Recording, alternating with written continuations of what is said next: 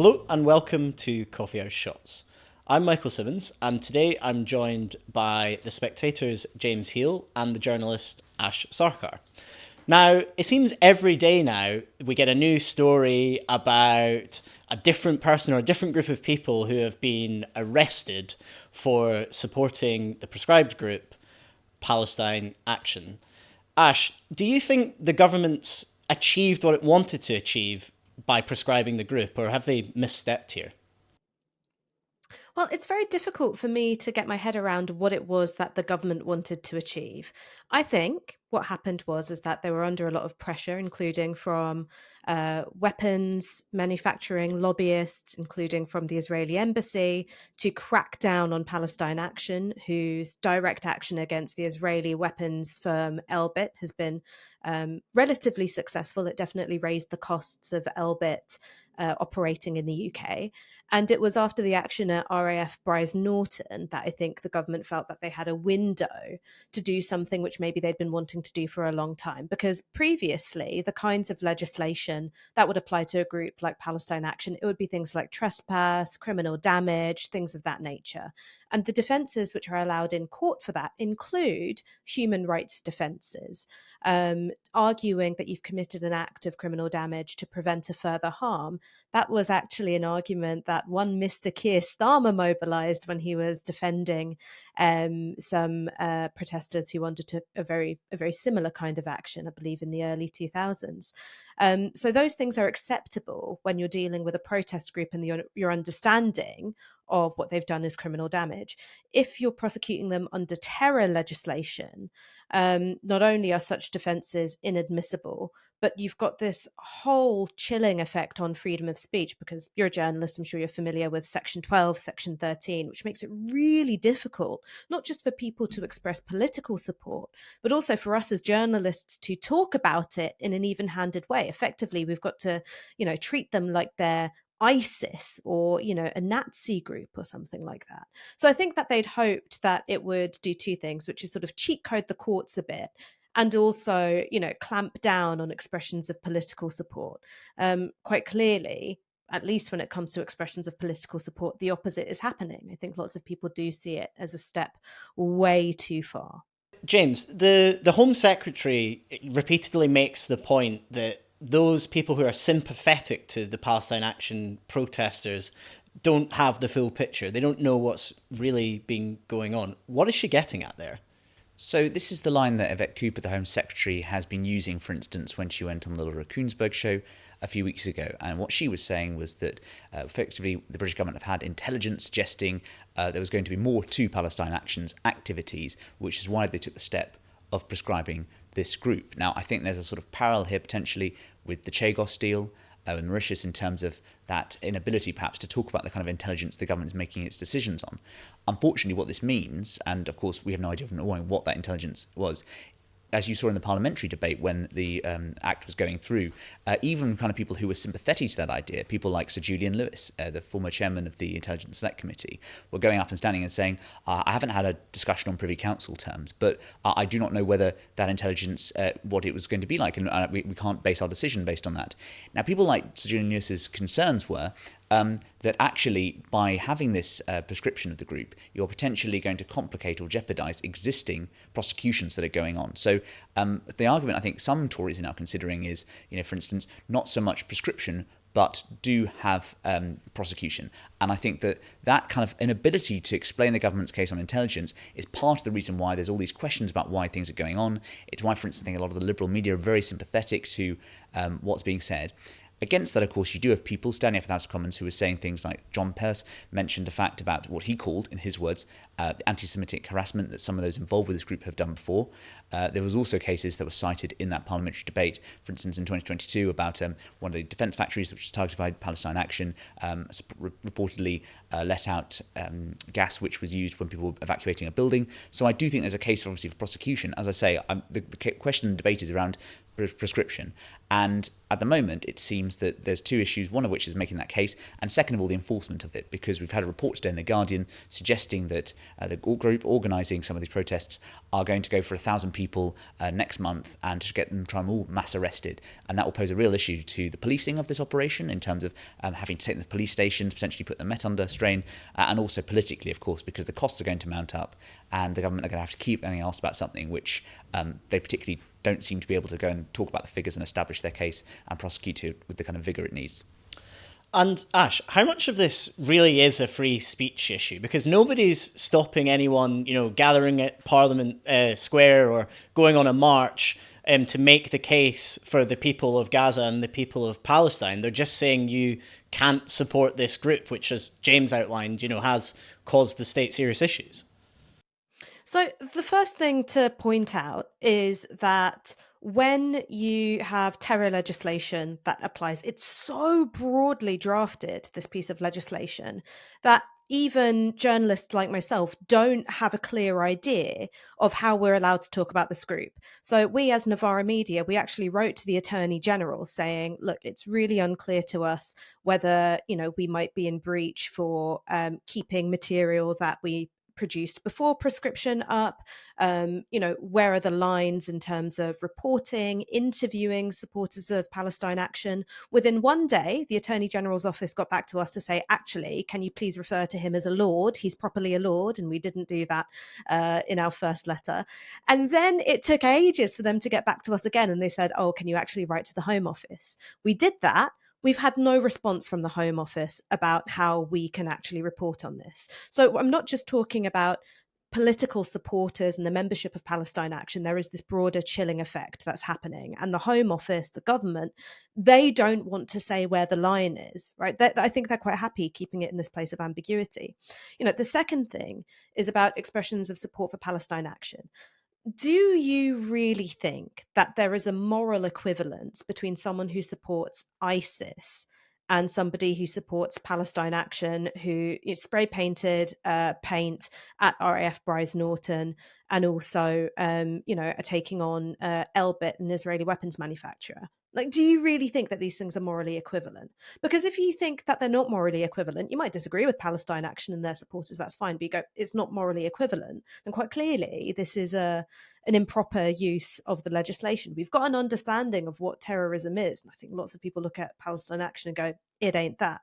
And then the third thing is you said, well, no one's stopping people from standing up for Palestine and Gaza. I'm afraid that's just not true. First thing is that what we've seen over the past couple of years now is that there have been much more stringent restrictions placed on pro-Palestine protests, including saying, oh, well, you can't go near the BBC or you can't go near this area. Because even though there's been no trouble regarding, synagogues or anything of that nature around these marches, they've said, oh, well, it's a bit too close to a synagogue, even though it was going to be long after services had been completed. You've also seen the work of, say, UK Lawyers for Israel, who, when you've got institutions, whether they're arts institutions or anything else, saying, okay, we want to do something which is a celebration of Palestinian people culture that's in solidarity with the Palestinian people, writing these letters with legal threats to try and pressure these organizations and institutions to cancel the event, cancel speakers. This is something which they've done for a really long time. I mean, I remember this was a few years ago now. They put in a complaint because a hospital had a display of Palestinian children's paintings, and UK Lawyers for Israel putting a letter saying, oh, this is causing alarm and distress. And the hospital took the paintings down. So there is a broader aspect here of protests being restricted. And, what I hope you would think of is, even if you disagree with it, but completely lawful and legitimate forms of expression being closed down by lobbying groups. So I think that that's the context that you have to see the prescription of Palestine Action in, this sort of broader curtailment of protest, particularly in support of the Palestinian cause, and this wider attempt to close down on freedom of speech by pro-Israel lobbyists. I think for me, just to add on that, I think after a period of relative liberal government policy in terms of the civil liberties of this country at the end of the Cold War, where, for instance, we had things like MI5 and MI6 put on a statutory footing for the first time. We had a relatively open society, and of course a lot of revelations came out about some of the previous tactics that certain agencies of the state, police, etc., employed. I suspect we always, first of all, have had authoritarian turns and emphasis, and you think about the debates around just outside Spectator offices in Parliament Square, when there was a protester there who spent many years camping up there, and there was a huge thing about marches around Parliament and certain orders and all of that. I think we're going to get more of that kind of pressure on authoritarian element, in the sense that when we have more and more of these protests kicking off, I think that's going to be something in a much less beneficial world, perhaps, kind of at the return of more tensions abroad, etc. We're going to see more of that kind of authoritarian turn. But also, just to add, I think that it's an interesting kind of comment on Keir Starmer, which, of course, Ash began her first answer with that point about how a human rights lawyer now actually in office is very different. And I think that's always so striking, is that when you do get into office, people tend to become more authoritarian as time goes on, it seems. That seems to be the experience of, say, for instance, the Thatcher government.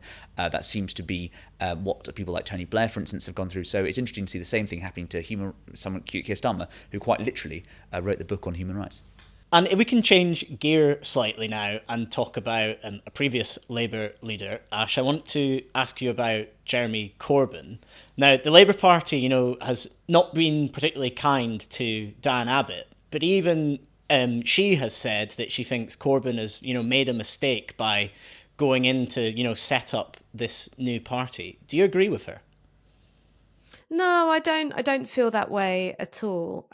Firstly, when you look at the 2024 election result, which resulted in this parliamentary majority, but very, very little political support, that sort of told you that there was space for a populist party who would run on economic issues to Labour's left. Now, because with the Green Party, Carla Denyer and Adrian Ramsey, they might as well have been in witness protection. I mean, they had a pretty good showing in 2024 and then just disappeared off the face of the planet. And, with Keir Starmer saying he's not going to scrap the 2-child benefit limit, introducing and then rolling back on, the winter fuel allowance means testing. There's clearly that space to the left of Labour that wasn't being capitalised on. And what's kind of interesting about reform is that on issues like nationalising British Steel and Thames Water, they've been trying to take up a bit of that space. So I think that there has been a piece that's been missing in British politics to the left of the Labour Party, and someone's got to fulfil that function. Are Jeremy and Zara capable of it, though? It all seems a bit of a mess. It seems to be taking a long time. Even if we accept that there's a niche within the electorate for this, are they the people to do it? Well, look, I think, firstly, I don't know if you've ever set up an organisation before, but just speaking personally from Navarra, it is so hard. It is really, really difficult. And it took us years to get to the point where we can say we're a professional organisation and we've got things like pensions and HR. Trying to do it with a democratic organisation with potentially hundreds of thousands of members, 700,000 people have signed up signalling their interest, and doing that within the space of months is a pretty tall order for anybody. When it comes to Jeremy and Zara, can they do it? I actually think the more important piece isn't quite them, it's more the people around them, because I think that you can have co-leaders that can work quite well. You see that a lot in Europe. Having this combination of someone who's been in politics for a really, really long time and has been a sort of, a totem for the left, and a newer generation, that seems like a good combination. But how they work together when there are political differences, between them. There are political differences in the people who've been involved in trying to set up the new party. You've got people who've come through the trade union bureaucracy, people who've come through the movement. Those are very different perspectives and priorities. So how that all comes together is, it requires some neat political footwork. I've not been super involved in these, party discussions. I've been picking up bits of gossip like everybody else. I think that the real crunch moment is when you've got this founding conference. How much are you going to let the membership set your strategy and set your policy direction? I think that that's going to be the decisive moment. I think everyone right now is looking for the lessons from the most successful party currently in British politics, which is reform. And that's very different. And as Ash says there's this tradition in the left of democracy and internal party democracy, and laudable in many ways. Sometimes the best way to get something done in politics is have a strong man. And I think Nigel Farage has shown his own unique blend of party management style. And so, of course, we have the first Reform elected board members announced. But really, I mean, we all know that Nigel Farage is the King Supreme of Reform, and what he says goes in terms of party policy. Zara and Jeremy are trying a very different approach in all of this. The danger, of course, is that it takes a lot of time. I would say that when you look at Reform's success, one of the things we've clearly learnt from the first year or so, the year on from the last party conference, is very much how low the Tory floor seems to be. There was a by-election last night, a ward in Surrey, which they were defeated in. First time they've lost overall control of the Surrey County Council since the 1990s. And you look at the membership, for instance, in Wales, it's 3,500. You've got Jeremy Balfour defecting in Scotland today. It really seems that actually there's a lot of the two-party system and the two-party structure that's quite rotten. And by pushing at that door, Reform have managed to achieve that. The key thing, if, for instance, this Your Party wants to do the same thing with the Labour Party, is to get up and running and organise, stand in wards, put your candidates forwards, encourage your habits. It's a bit like smoking. Encourage your voters to break the habit, break the link between voting for them and the Labour Party. And there are plenty of signs, as I'm sure Ash and her colleagues have written and spoken about this before, for instance, of hundreds of thousands of potentially membership falling. I think there was a report by the BBC, the numbers have fallen 200,000 in 5 years. The Your Party has a golden opportunity, particularly next year in May, in Birmingham and London borough elections there. The key thing is they need to be up and running and get themselves together if they're not going to have another example of disorganised Labour and handing the Labour Party a victory from the jaws of defeat.